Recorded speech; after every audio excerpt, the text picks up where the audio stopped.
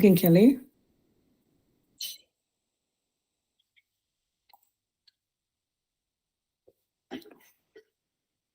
Meditação e ação. O autodescobrimento é o clímax de experiências do conhecimento e da emoção, através de uma equilibrada vivência.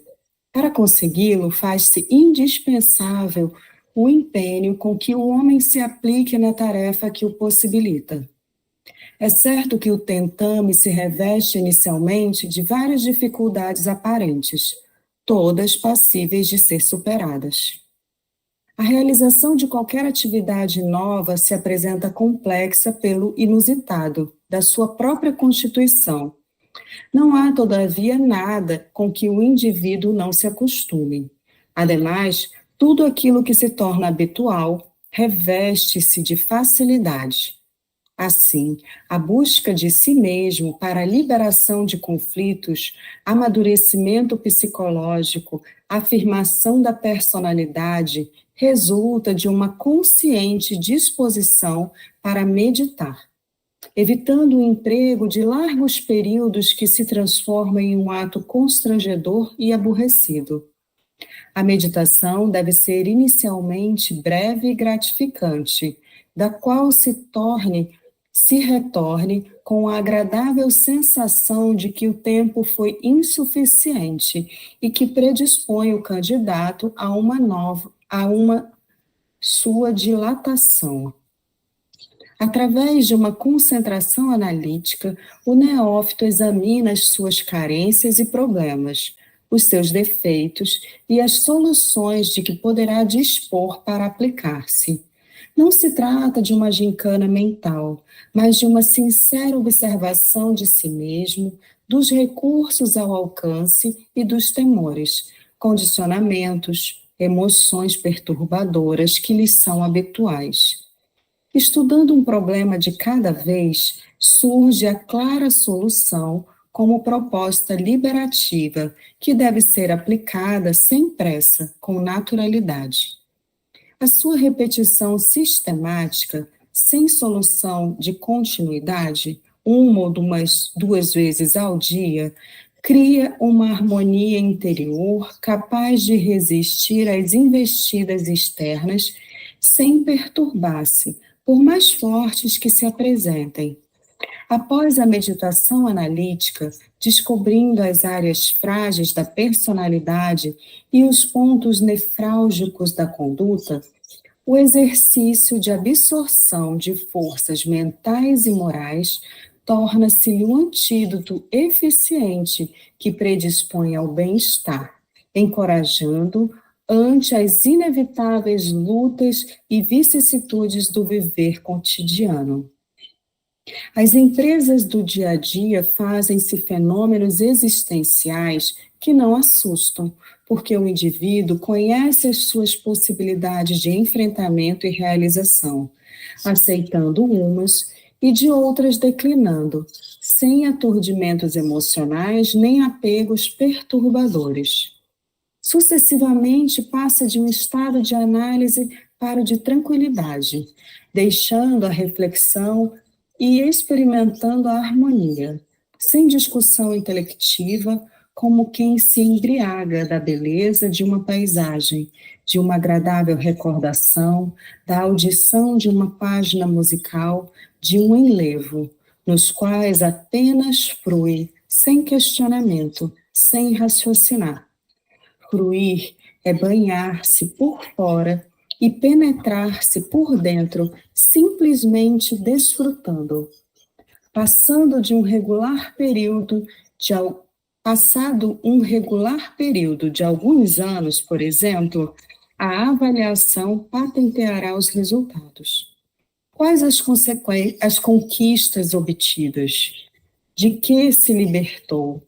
Quantas aquisições de instrumentação para o equilíbrio? Essas questões se revestem de magna significação, por atestarem o progresso emocional logrado, dispondo a mais amplos experimentos. A meditação, portanto, não deve ser um dever imposto, porém um prazer conquistado. Sem a claridade interior para enfrentar os desafios pessoais, o indivíduo transfere-os de uma para outra circunstância, somando frustrações que se convertem em traumas inconscientes a perturbarem a inteireza da personalidade.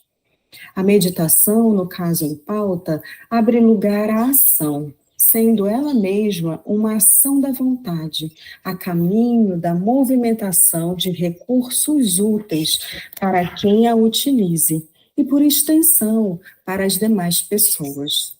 O homem que se autodescobre faz-se indulgente e as suas se tornam ações de benevolência, beneficência, amor. O seu espaço íntimo se expande e alcança o próximo, que alberga na área do seu interesse, modificando para melhor a convivência e a estrutura psicológica do seu grupo social. A ação consolida as disposições comportamentais do indivíduo, ora impregnado pelo idealismo de crescimento emocional, sem perturbações, e social, sem conflitos de relacionamento. Em razão da sua identidade transparente, passa a compreender-se os dilemas e dificuldades dos outros, cooperando a benefício geral e fazendo-se mola propulsora do progresso comum. A ação é o coroamento das disposições íntimas, a materialização do pensamento nas expressões da forma. Aquela que resulta da meditação é proba e tem como objetivos imediatos a transformação do ambiente e do homem, ensejando-lhes recursos que facultam a evolução e a paz. Assim, o ato de meditar deve ser sucedido pela experiência do viver-agir, porquanto será inútil a mais excelente terapia teórica ao paciente que se recusa ou não se resolve aplicá-la na sua enfermidade. Tal procedimento, a ação bem vivenciada, faz que o homem se sinta satisfeito consigo mesmo, o que lhe faculta espontânea alegria de viver, conhecendo-se e amadurecendo psicologicamente para a existência. Caracterizam a conduta de um homem que medita e age uma mente bondosa e um coração afável. Vencendo as suas más inclinações, adquire sabedoria para a bondade, evitando as paixões consumidoras.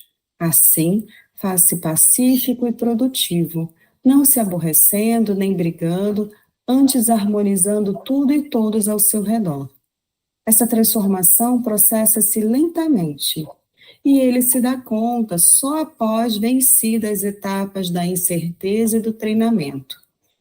A ação gentil coroa-lhe o esforço, nunca lhe permitindo a presença da amargura, do ódio, do ressentimento e dos seus secazes. Uma das diferenças entre quem medita e aquele que não o faz é a atitude mental mediante a qual cada um enfrenta os problemas. O primeiro age com paciência ante a dificuldade, e o segundo reage com desesperação. Assim, o importante e essencial é dominar a mente, adquirindo o hábito de ser bom.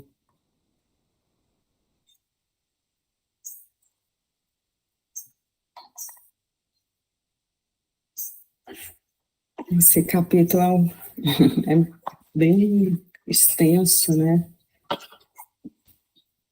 E eu achei interessante essa divisão que ela fez de dois tipos, né, de meditação. A meditação que ela chama de concentração analítica, onde ela nos convida a fazer uma análise dos problemas, dos defeitos, se dispor a olhar para as nossas dificuldades e observar formas de resolver, de solucionar, com proposta liberativa.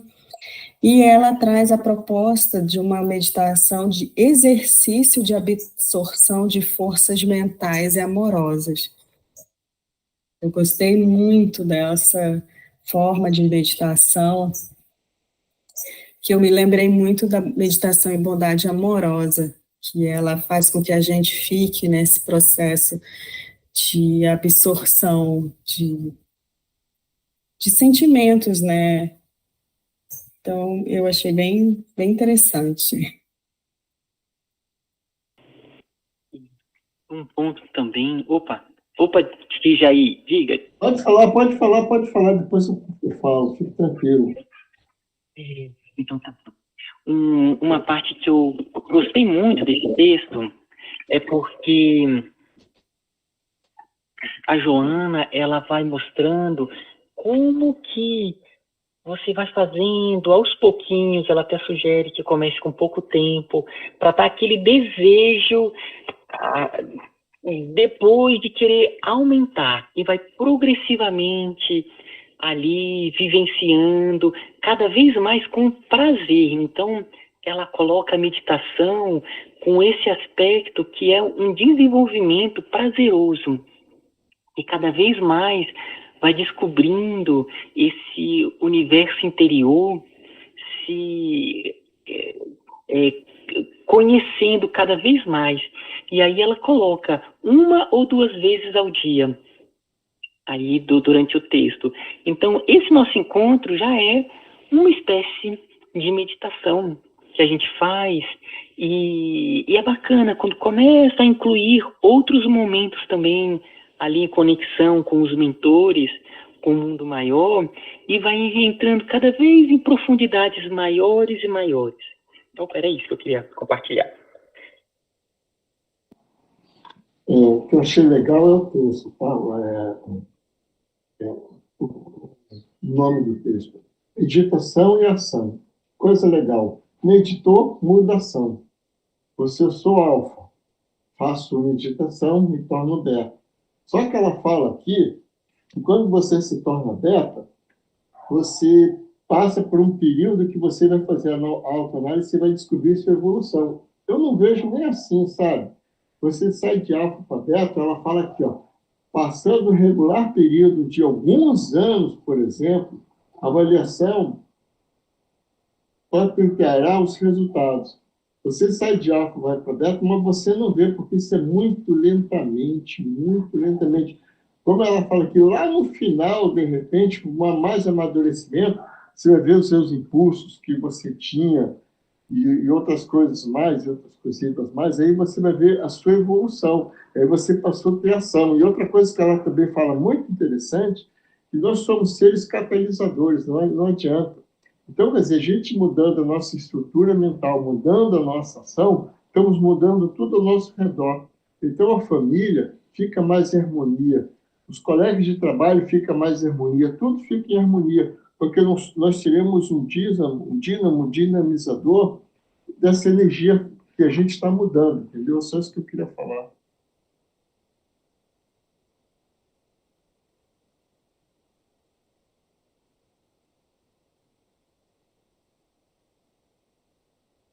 Outra coisa que ela fala aqui também, mas é isso, olha só. Assim, o ato de meditar deve ser sucedido pela experiência do viver e agir. Você automaticamente, você passa a viver e agir, porque tem aquele livro, acho que nós lemos, Estrutura Mental. Você vai mudando a sua estrutura mental, você vai mudando a sua forma de ver o mundo sutilmente, durante anos. E aí você passa, como ela fala aqui, o ato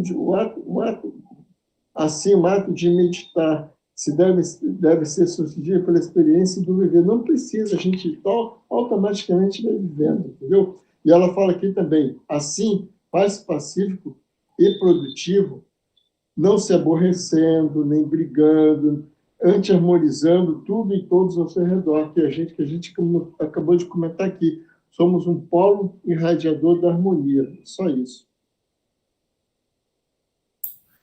A meditação, né, ela tem muitas formas.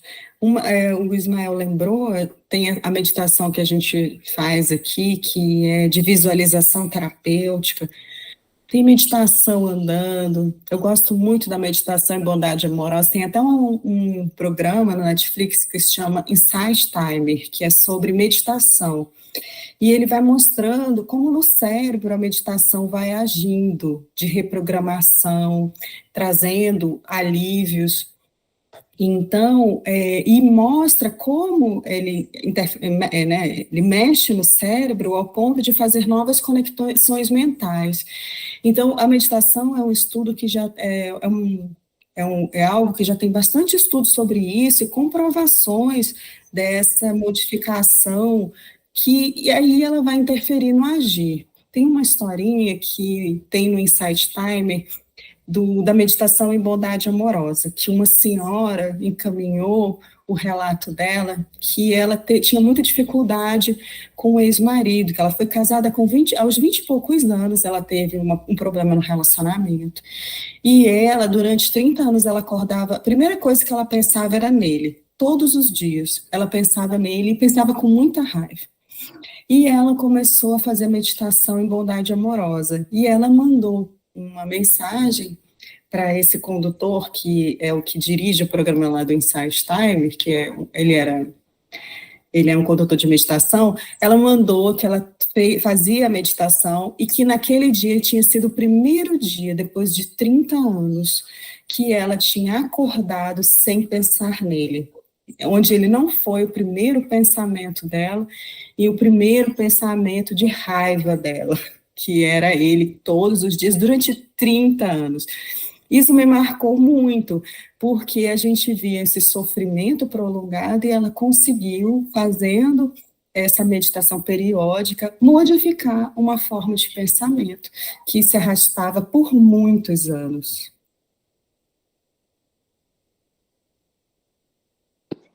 Isso eu achei interessante, mas ela fala aqui, para você ter essa mudança, você tem que ter força de ter um querer, né? Ela fala aqui, através de uma concentração analítica, o neófito examina suas carências e problemas. Isso aqui é o 1, 2, 3, 4, é o 6º parágrafo.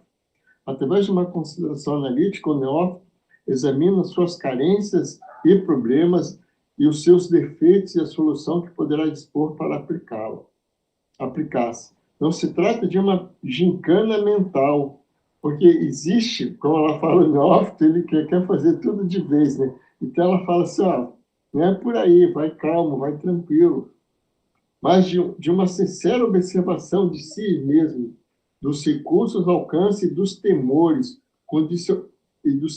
condicionamento, emoções perturbadoras que eles são habituais.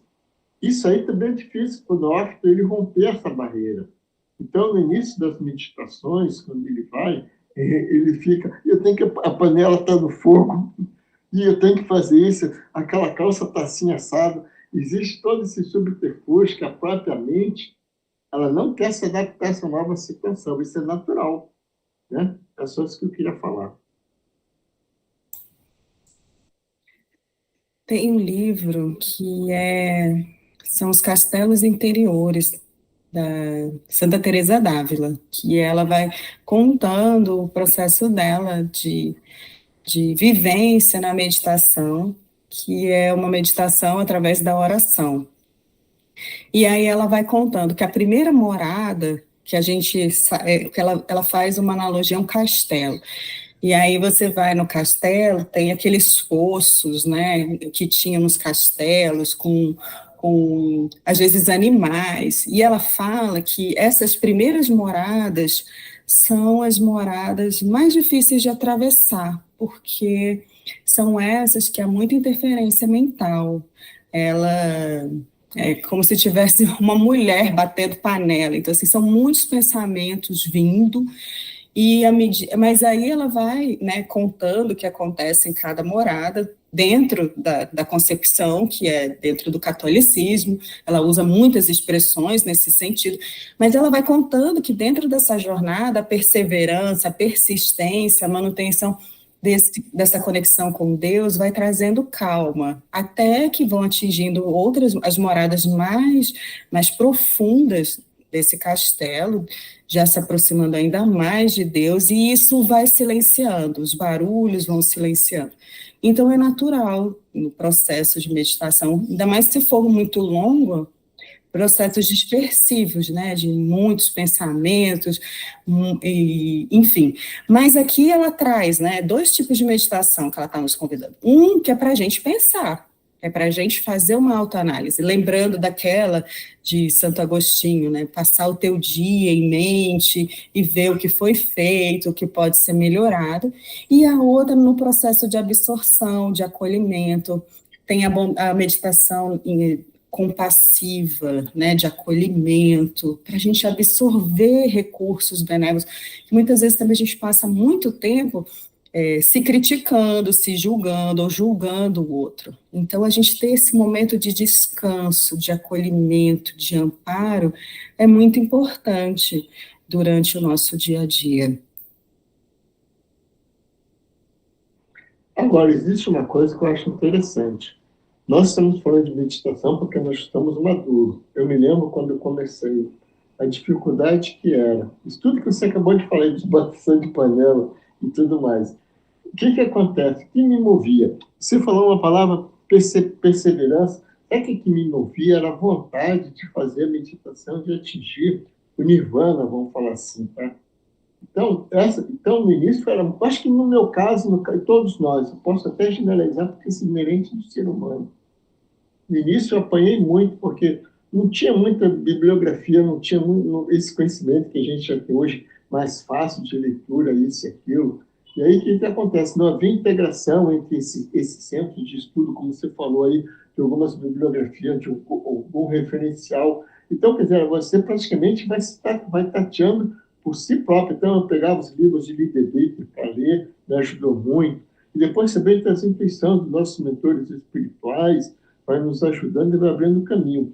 Mas existe essa coisa que você falou da perseverança, mas acima de tudo é da vontade. No meu caso, era uma vontade que eu tinha de fazer essa meditação, que era uma coisa... E eu gostei dessa parte que ela falou do livro, quando você faz a meditação e fica tão com bem-estar que você não quer parar, quer prolongar. E aí, isso acontecia comigo. Eu falei assim, meu Deus, agora eu tenho que parar, que eu tenho que ir para o trabalho, eu tenho que parar porque eu tenho que fazer isso. Mas é uma situação que você quer ficar naquele estado de êxtase. É isso que eu queria falar. E ainda nessa questão da meditação e desse começo que é muito complicado, o processo da meditação, né, até esse ponto que a Joana coloca da absorção nessa energia divina, ela está profundamente ligada ao amor. No momento que a pessoa ela vai cada vez mais entrando em comunhão com essa energia divina e vai deixando o amor fluir, os próprios mentores vão aos poucos abrindo regiões do campo mental, aqueles bolsões kármicos, e aí ela começa a se curar. Então aí que vem toda essa perturbação inicial.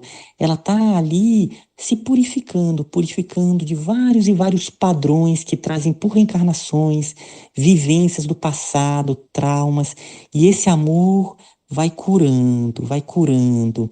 Momento que começa a chegar num ponto de maior tranquilidade, são vidas e vidas mesmos que vão sendo ali, que vão sendo curadas. Chega num momento em que a pessoa ela começa a ter muita força no sentido de que ela já está mais purificada dessa vida, dessas vidas. Então o processo de unificação, de absorção, ela se torna muito forte. E aí esse amor flui com intensidades muito e muito altas. Então, é um processo de cura de muitas e muitas vidas e sempre envolvendo o amor. No fim das contas, todas as meditações, quando elas se unem, tendem a se unir à energia divina, ela é simplesmente amor. Isso. Ismael, só que você falou uma coisa que é interessante, que aconteceu isso comigo. Como você sabe, eu já tive vivências em algumas encarnações, um desdobramento, né? Mas quando eu também estava meditando, eu via que vinha certas coisas que vinham do meu subconsciente, porque ele vai, como você falou, a gente começa a ficar no estado de relaxamento, a onda vibracional, ela sai de alma, vai para dentro, e nessa transmutação, as coisas do passado vêm à flora também. Só que aí eu cortava, entendeu? Eu cortava no sentido de... Aí era uma coisa instintiva. Isso é meu passado negativo. agora vai ser envolvido pela luz. Isso aí foi um trabalho, isso aí foi décadas, não foi assim, pá, né? Isso que estou falando, tinha existia vontade de querer fazer isso, sabe? Eu acho que foi uma forma que me inspiraram para queimar algumas etapas do meu passado tenebroso, entendeu? É isso.